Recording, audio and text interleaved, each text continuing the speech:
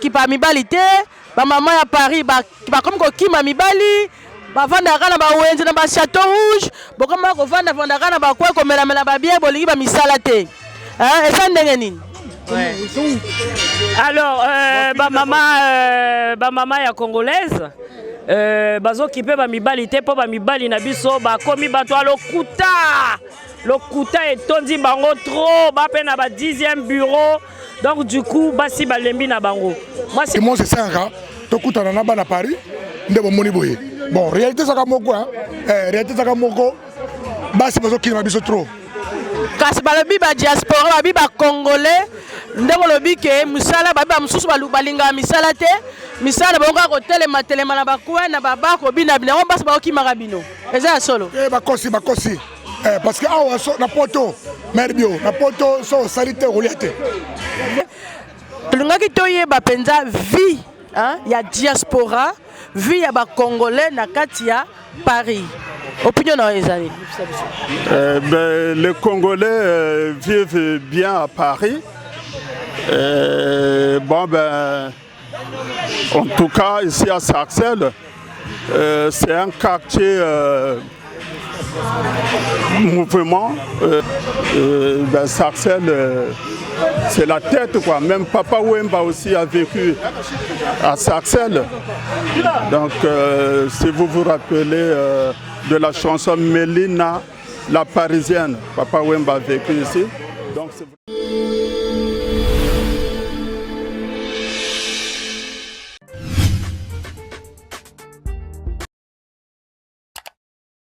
Mbote bandeko balandi ba nyonso balandaka émission na biso ya Yebana TV o ezo pesa mana wabino mama abengami na kombo ya mère bio la lionne la minère à l'âge avancé oui ngam na simbi réseaux sociaux na mikolo donc lelo to kiti na Paris hein, sous production ya mon colonel Charles Samba nde muta kitisi Yebana TV na kati ya Paris précisément tous en a Sarcelles hein tous au monde va mi tout ketanda mi belé awa donc lelo eza ya koyinda et puis na boutique ka moko hein o yambaka ba africain nyonso na kati ya Sarcelles donc tous au kende to kende vraiment koyoka ba avis ya moko na moko ndenge ba vivaka ndenge ba diaspora congolais ndenge ba vivaka na kati ya Paris.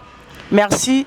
Toye a tomoni penza eza na ba congolais belé donc une ou deux personnes pour la biso réalité et vie ya ba congolais na kati ya Paris. Mbote papa.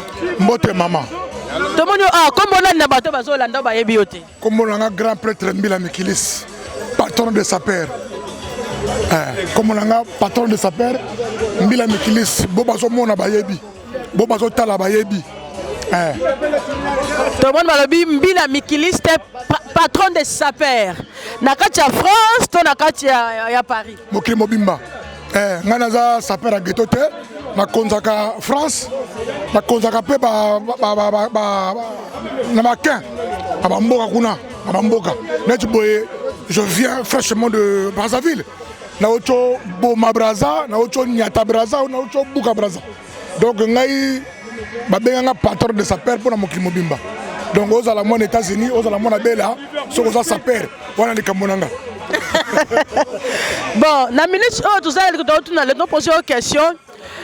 Mais quand nous koyebisa biso pe koyebisa batu o bazolanda yo vie ya ba congolais, la congolais à Brazza, la congolais à Kinshasa, na kati ya Pabli réalité ya vie ya ba congolais na kati ya Paris ou na Sarcelles précisément. Réalité ça moko bana Sarcelles biso yo to na Sarcelles na Paris, na banlieue.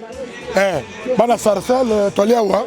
Donc le dimanche biso to sala ka to na boulot. Donc dimanche c'est ça to kutana na bana Paris, ndebo moni boye. Bon, réalité ça moko hein. Réalité ça moko basi bazo kina biso trop. Kasi balobi ba diaspora babi ba congolais ndeko lobi ke musala babi ba mususu balinga misala te misala bonga ko telema na bakwa na baba ko bina bina on basi ba okimaka bino eza solo bakosi parce que awa so na poto merbio na poto so salite reliate awa na poto basenga kata yo senga nani est-ce que yo de senga mutu afuto ndako et banat donc basi baso kimana ma mususu basi sola lobi likambo basi parce que yali réalité lelo kilelo nde mwasi tozo comporte mwasi akomi nani mwasi azokima kaka boye bon ngai ça fait 15 ans nzambe azobatela foyer na ngai mpo naza responsable à vie mpo nalobango déjà ke ngai biso na barana biso bambila mikilisi totikala responsable à vie donc mère lelo 15 ans yango tozokende na mère 15 ans yango mais lokwa naza mobali na mitie na place ya bandeko mibali mpo lelo réalité comme otuni nga réalité bana mikili réalité ezaka moko basi bazokima bamibali na bango o bakende wapi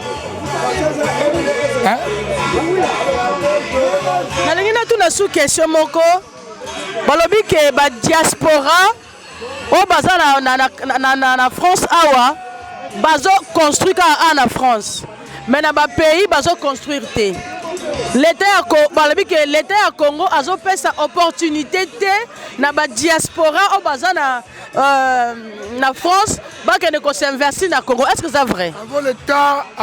Avant l'état asunga yo mo banda parce que awa toyaka koyekola tomonaka koluka soko ozwi tokenda bakin wana tosali baprojet soki l'état abandi kosunga bato donc oyokani si maire bio l'état akozwa biso nyonso na Paris boye azwi France azwi États-Unis diaspora mbongo yango oyo botoka bapalai rien na bamboka na biso wana bamakambo eza bacrédit babonke eza bacrédit eza mais tant que oza dika tant que oza mwana mikili yo banda yo so obandi neti boye ngai déjà na baponto wana baponto la belle bamakambo eza wana siko natie okotisa dossier na banque na CFA nalakisi bango baprojet nde na bandaki baprojet bango bamoni ke mwana mikili alakisi biso projet ya liboso esi esilaka awa siko nakangami parce que le deuxième fali nasisi yango mais nakangami siko nake na banque natiki dossier bamoni preuve ke nasi nasisaka liboso siko baotraite dossier na nga ya mibale na ndenge asefa banque eli na sefa donc soki bavalide yango wana siko leta ya kosunga ngai eza teka na meli bakuti na nga awa mama wana kaka mboka leta asunganga te yo banda nani nsima leta akosunga yo donc nazwaka exemple ya moke nde toa diaspora boye na mikili boye esi leta moto afutaka biso bandako mais leta ayebi ke bana na nga baza wana na mikili wana donc makambo nyonso tu yo moko mokolo corps mokolo nzoto banda sikoyo na nsima nango olakisi preuve na l'état komonaki moto oyo aza responsable bosunga ye l'état aza capable abimiso mbongo po ayebi ke oza deja responsable mais yo moto akuti ozomela bakuti na yo oke kaka boye ngai fona tonga ngai fona bala non. Merci en tout cas toyoki déjà interview moko ya mbila mikiliste merci nakanisi biso tozomona toa na kati ya Sarcelles devant exotique oyo ezosala masolo na kati ya Sarcelles donc tozoyamba moko ya représentant ya communauté ya Congolais na kati ya Sarcelles mbote papa. Bonjour. Comment on s'il vous plaît? Je m'appelle Selfman. Donc, à na Sarcelles, tout le monde est basé belé. Tout le monde est penza vie, ya diaspora, vie ya Congolais na katia Paris. Opinion dans les années. Les Congolais vivent bien à Paris. En tout cas, ici à Sarcelles, c'est un quartier mouvement. Donc, les gens vivent en symbiose. Donc, il y a beaucoup de mouvements ici. Vous-même, vous entendez là derrière, il y a de la musique, tout ça. Donc, quand même, les gens vivent bien. Sarcelles c'est la tête, quoi. Même Papa Wemba aussi a vécu à Sarcelles. Donc, si vous vous rappelez de la chanson Mélina, la Parisienne, Papa Wemba a vécu ici. Donc, c'est un quartier impeccable. Est-ce que vous avez d'autres conseils à donner? Oui. Oui, bon, pour la diaspora, c'est-à-dire que le conseil que je peux donner à la diaspora, c'est d'être unis, vivre en harmonie avec les communautés, donc entre les Africains, tout ça, parce qu'il n'y a pas trop d'amour entre nous. Donc c'est le conseil que je peux donner. Mettons l'amour dans nos démarches, dans nos communautés, dans tout. Tu veux continuer? Mbote mama tokuchi ofandi awa tomoni public ya ba congolais hein, surtout le congolais, tous les deux Congo ngambu na kotoyo, mais yo za Congo ya ngambu ni. Ngana za na Congo Brazzaville. Ah tomoni yo tozoni toyeba et puis bato bazotala yo opesa biso vie ya ba congolais ya ba mama diaspora na kati ya Paris to ana précisément na ville la bino yebs ba mama ya Paris balingi bakipa mibali te ba mama ya Paris ba comme ko kima mibali ba vanda kana ba wenze na ba Château Rouge bokoma ko vanda kana ba kwa ko mela ba bien bolingi ba misala te eza ndenge nini? Ouais. Alors, ba mama ya congolaise bazokipe ba mibali te po ba mibali na biso ba komi bato lokuta etondi bango trop ba pe na ba 10e bureau. Donc du coup basi balembi na bango. Moi si akoki komi tia penza alingi bazala na papa mais ba papa lokuta kokipe moi cité basi pe belé donc du coup ba maman pe balembi na bango. Donc yango wana ba comportement ils ont changé et pas basi. Mais sans ça basi balingi bala na bango na ba mibali na bango. Mais siko ba mibali ba sérieux te. Donc c'est pour ça ba comportement ils ont changé. Siko repère ça conseil ne ba papa ba vraiment telema on le va na banda kuna basi na bango ba vraiment telema kana ba kwa na ba Château Rouge Colexa R na ba pona global ba komela masanga conseil ne repère ça na ba papa. Bon, conseil na koki ko pesa ba papa dans toute chose faut dialoguer à la kanakati ya foyer. Donc ce qui dialogue et ali so ba solo li, je pense que ba papa ba rozala moins libanda ba rozala nandako parce que dans toute chose dans un couple, il faut le dialogue. Donc il y a pas de dialogue, to komona bango ka libanda parce que bango pe ba lobaka soit disant so ka koti nandako moi si pe moto na kati ndako donc c'est mieux abimane libanda azwa air sima akota. Donc il faut qu'il y ait dialogue, dialogue sur les problèmes et je pense que makambo egoza la nango bien. En tout cas, merci beaucoup maman Tosepeli. Sous production quand il y a mon colonel balobi Charles Samba qui tient Yebana TV donc bolandangai.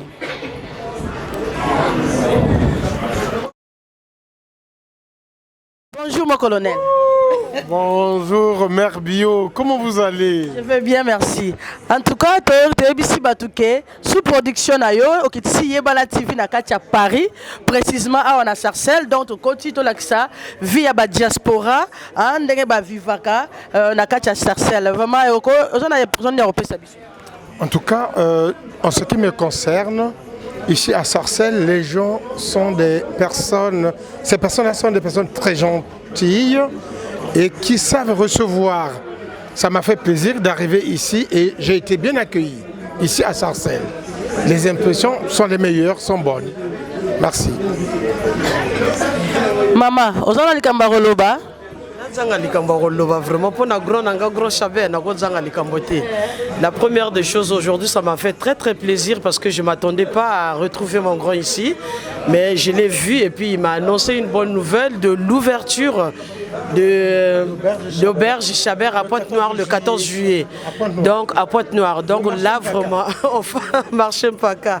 Donc là vraiment, je suis tellement fier et content de mon frère. Donc j'invite à tous les Congolais, que ce soit n'importe quel Congo, Kinshasa, Congo, Brazzaville, ceux qui veulent aller à Pointe-Noire ou sur Brazzaville, Chabert, il est là pour le recevoir. Et nous, on est très contents de ce que mon frère fait. Donc félicitations mon frère. Tu es plein code l'arrondissement Omakelekele. dans le quartier Bifouiti, le berge Chabert vous ouvre ses portes. Un accueil chaleureux dans un cadre idéal. L'auberge Chabert vous reçoit dans sa magnifique suite au décor somptueux.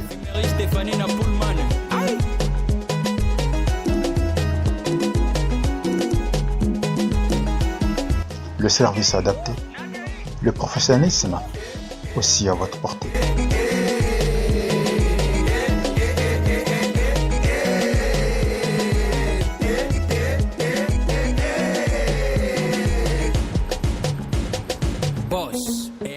Une restauration sur mesure.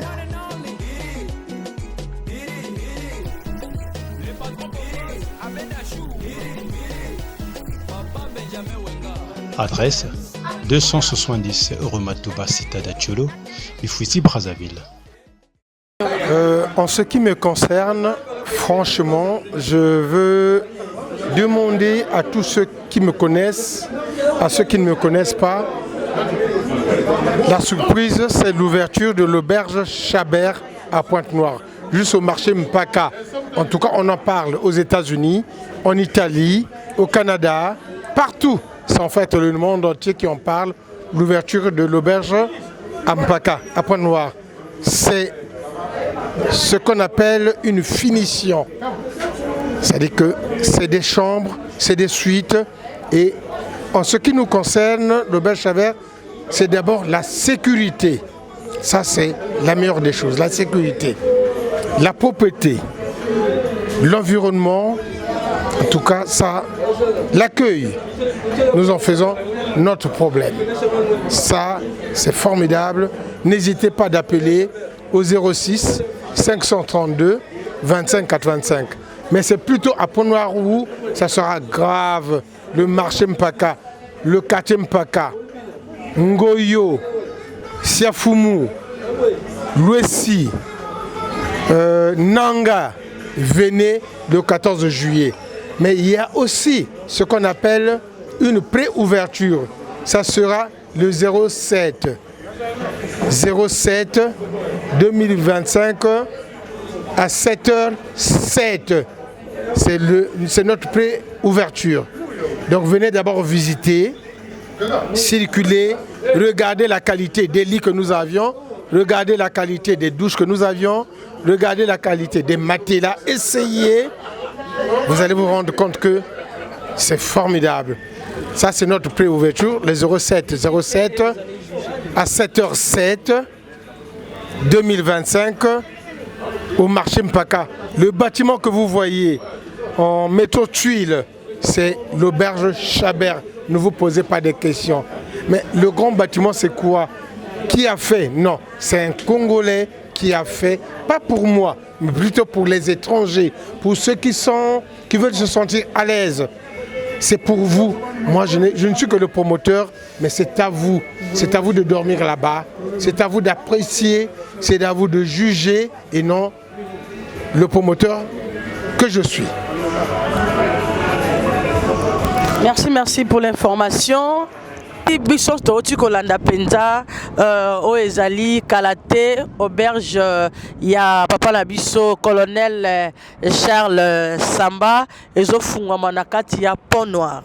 Donc tozo continuer papa na biso mbila mikiliste. Balobi ke yoza olobi ke yo oza les grands sapeurs na kati ya France bisika nyonso patron de sapeurs. Oza patron de sapeurs. Ba grand sapeur bazali menga na patron na bango donc patron de sapeurs. Menga na yo ki ke toza na ba Norba et puis toza na ba na bosani susu kombo ya des grands sapeurs moko azalaki awa alobi ke bango ne ba banda sapologie liboso yo eka sima akomo chape munoko. Est-ce que c'est ça? Ce matin d'ailleurs kombo tangi wana sur le loi bima zanga mokili yebi. Pendant des années, toi qui bajimo, tu m'as tamboulé. Ce gars est au canard cravate, zanga. Et le lot, on a boire ça, mon maïwana. Aroma musicien. Oh, aroma musicien. Pour ton information, à fond le sud des gars, ma gars, aroma sur la boutique. Chez Oh. Tant na tika ye. Mona mai otangi kombo wana. Toi biso mi balé. Norba, comment on est Norba? Ngai nga comme derrière mona mai kombo otangi wana. À l'époque toi biso mi balé ba vidéo eza. C'est wana toi qui na ye azalaka saper. Tant on a boire ici, tant on a boire ici parce qu'il y a côté ma politique. Côté ma politique. Et tant on a bengani ye. Na simananga la waka mbila mikilisi mais mutuna komene musicien a fond légal a monter bilamba a fond légal. Donc na bengi tous les sapeurs na bengi batloka ba scène de Paris que na bengi ba scène de Paris Pipo Inzangi Pipo de Gunta tous les sapeurs à Paris mutu nyonso ozo préparer voyage à Brazzaville abo ça n'a été que toi kana place moko Merbio parce que au moni congolais tant na zongi Paris batuninga ke mbila bangola wana oyo lemba ko bwila wana c'est où ça bouillon sauté bo benga ngoni bamonaki wana c'est le colonel Somba Chabert au rombre de Fuiti donc lelo bo réseau fonction na marché mpaka bato tout bazolega na marché mpaka wana bâtiment molai wana bazomona wana wana deuxième bureau wana deuxième auberge ya mokonzi yeyo donc na sengi soza playboy soza playboy et viens directement fraîchement où tu paries quitter sa bagage non directement Chabert parce que kuna wifi ali internet à gogo climatiseur kutu malili ya kosakana te 4 saisons maya moto oh papa jardin botanique boy jardin jardin nakati jardin ba suite ali ba suite le roi biso ba responsable ba suite familiale au kolongola wana Paris na mère na bana ba suite ali ba sala 15 ans de mariage ba suite yali nde ba congolais po na moni net ba congolais ba lelo ba congolais ba timbeli internet parce que passage nanga ndena ki loger pa ya connaître Chabert passage nanga makambo to monaki mbila to moni ba monaki surtout ka bangola wana beso mata point noir na deuxième auberge ils sont mata point noir donc on a 5 na tous les bemikilis tous les sapeurs biso na maboka colonel muta bukanate parce que lelo na Brazzaville sokolingo au bombatin nde bamonaki mbila mikilisi bato babenga mais mbila yo tewa na ozo gardango ça fait 3 semaines wana Brazza wana mais ozo inate mais solution yango te mokonzi yeyo donc to pesi numéro ya auberge s'appelle toujours dans Fuiti tozongo li pour ba parisien ba frère mikilis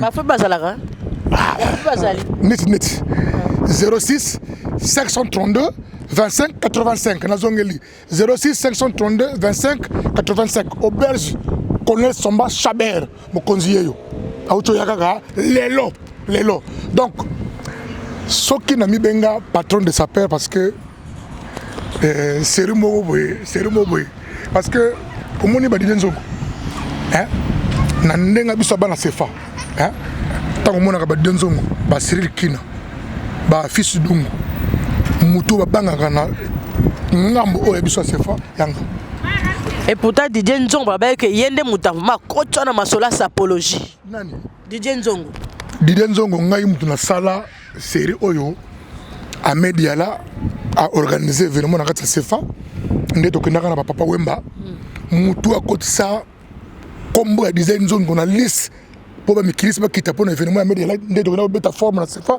nde tozalaki na 2016 wana na bafia beaucoup lenga nazwa kombo ya Patuka Bangala zwa numéro ya bene mukasa koyebisa yo zwa numéro ya philosophe koyebisa yo ngai mutu na kotisa kombo ya Patuka Bangala na kati ya liste ngai mutu na kotisa kombo ya Didier Nzongo na kati ya liste yango monaka na ndenga bana kini propre bango nde bato sakanga po na kala bazotala na ngambo boye rien kuna sapela za te parce que liboso bato akotaka neti doute que kombo mwana mai oteki wana